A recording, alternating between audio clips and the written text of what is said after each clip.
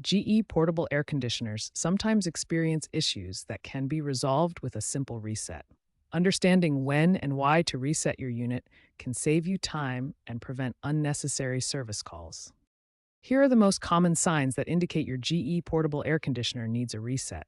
These include the unit running but not cooling effectively, blowing warm air when set to cool mode, unresponsive control panels, and unusual error codes appearing on the display. Resetting your air conditioner helps by clearing electronic glitches and restoring normal operation. It clears temporary memory errors, resets internal sensors, and restores proper communication between components.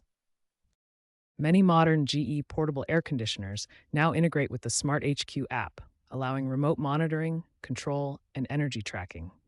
They also feature auto evaporation technology that reduces the need to manually empty water buckets. In humid conditions, your unit might display FL on the control panel and shut off automatically. This indicates water accumulation in the base. The unit protects itself by shutting down when the water level gets too high. Resetting is often the first troubleshooting step and can resolve many common issues. However, if resetting doesn't solve the problem, or if you notice strange noises, leaks, or repeated failures, it's time to contact a professional technician. Understanding these signs and knowing when to reset can save you time and help maintain your air conditioner's optimal performance.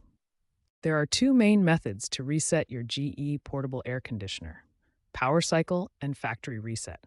Let's walk through each method step by step.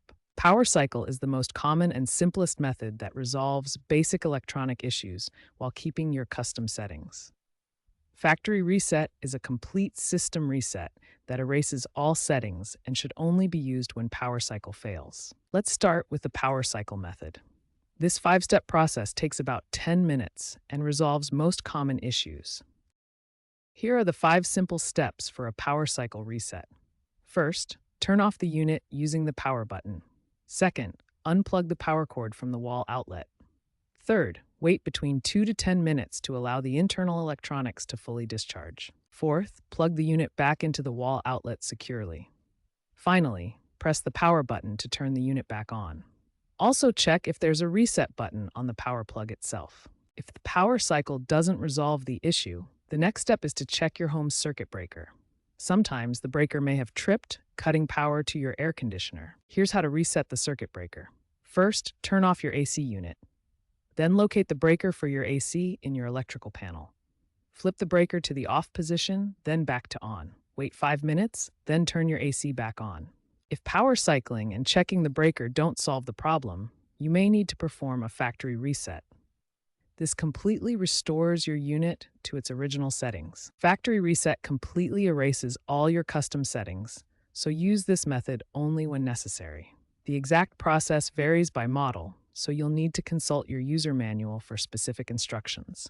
Usually it involves holding specific button combinations. Regular maintenance is crucial for preventing issues that require resets. The most important maintenance task is cleaning your air filter regularly. Clean your air filter every 2 weeks for optimal performance. Remove the filter, rinse it with warm water, let it dry completely, then reinstall it.